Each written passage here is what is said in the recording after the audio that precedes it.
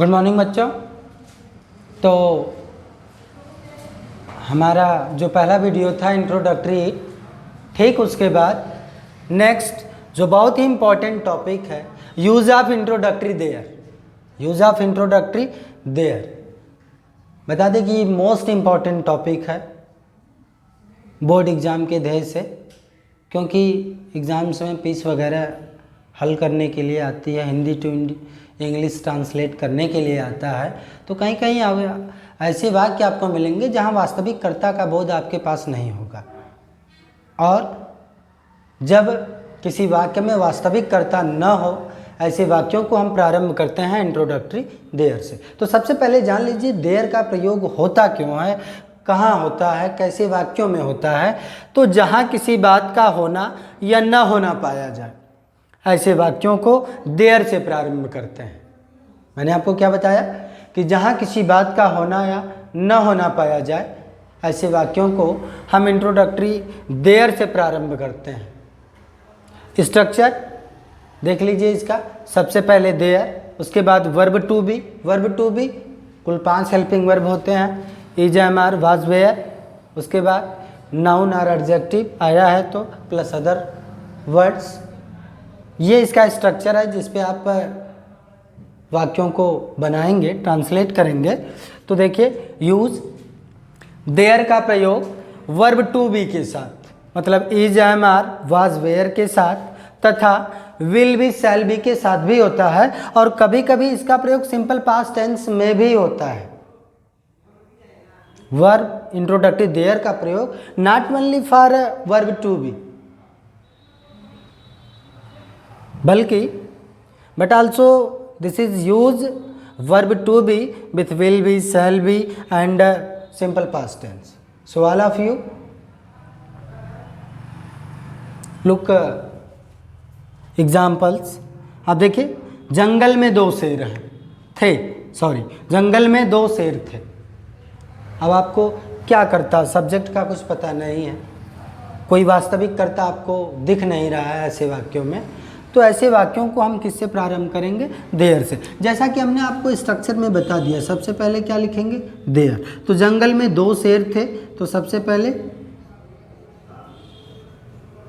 There, ठीक। उसके बाद देयर के बाद हमें वर्ब टू बी का प्रयोग करना, चूंकि पास्ट टेंस है और प्लूरल नंबर है, 2 शेर थे, इसलिए देयर के साथ वेयर का प्रयोग।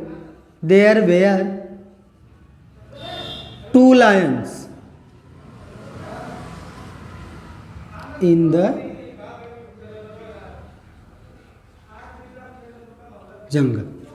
देख लीजिए कितना आसान है, बट आप आसान तो है, लेकिन जब कभी हिंदी टू इंग्लिश ट्रांसलेशन में ऐसे वाक्य मिलते हैं तो आप समझ नहीं पाते, कंफ्यूज हो जाते हैं बार बार।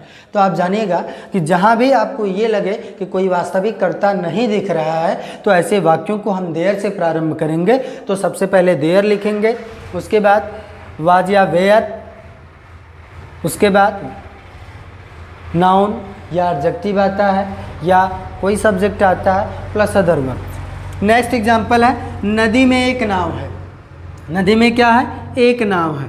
देखिए वाक्य को प्रारंभ करेंगे देयर से, हेल्पिंग वर्ब इज, क्योंकि प्रेजेंट टेंस है। There is a boat in the river.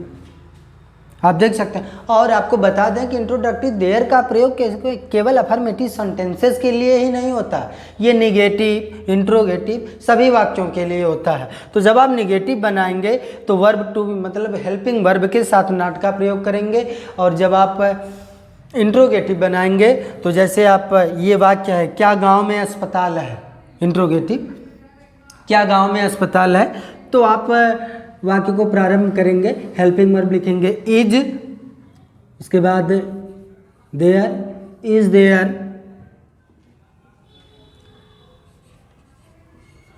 Hospital in the village.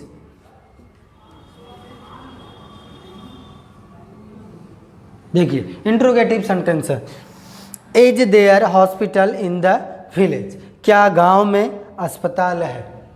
अगर एक अस्पताल है तो is there a hospital in the jungle.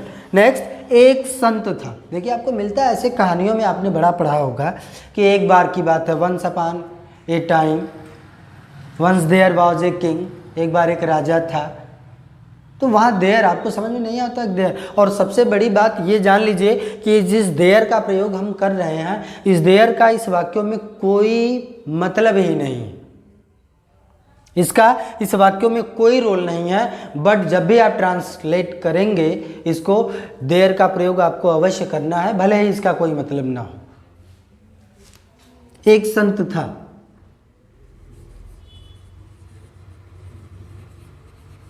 There was A Sant.